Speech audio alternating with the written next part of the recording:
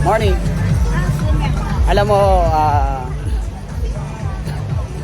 bumabagal yung pasok ng pera kapag lalo mong mas iniisip yung pera.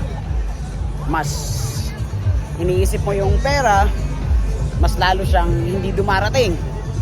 Tama? So ngayon, ano yung gagawin mo para mas gumaan, magiging madali or mas magiging mabilis yung pagpasok ng pera sa buhay mo? Simple lang. Huwag mong isipin yung pera. Ang isipin mo or gawin mo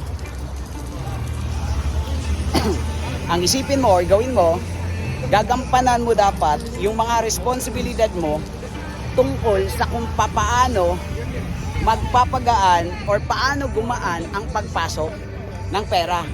So, ganun pala yun, no? Grabe, ganun lang pala ang gagawin. Kasi minsan, the moment mas iniisip mo yung pera, gusto mo pera, hindi, nagiging mabigat. Nawawala. Tama? Kasi bakit? Yun na lang kasi ang nasa isip mo. So, nape-pressure ka, hindi mo na nagawa yung mga dapat mong gawin, yung mga responsibility mo hindi mo nagagawa. Kasi bakit?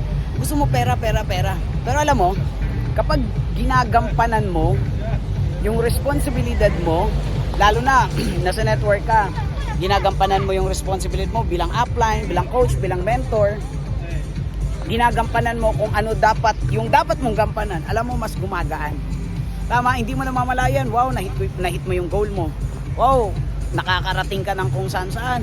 Wow, nabibili mo yung mga gusto mo. Tama, na mas magaan, na hindi ka pressure. Alright, ganun siya. So, anong kailangan mong gawin ngayon? Kung ano ang dapat mong gampanan, ano yung mga responsibility mo, gawin mo, gampanan mo. Kasi ako naniniwala ko, the moment ikaw yung tipong taong hinaharap mo kung anong mga problema, anong responsibilidad, nag-grow ka kasi. At ang taong nag-grow, may natututunan. Hindi yan mag-grow nang walang matututunan. Hindi yan mag-grow nang hindi yan nagkakamali. Hindi yan matututo nang hindi yan nagkakamali. Tama? So, embrace mo lang yung responsibility.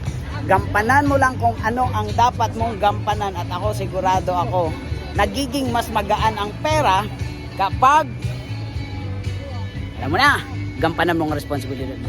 Alright, this is JL Lausa, and grabe, ang saya dito. Power!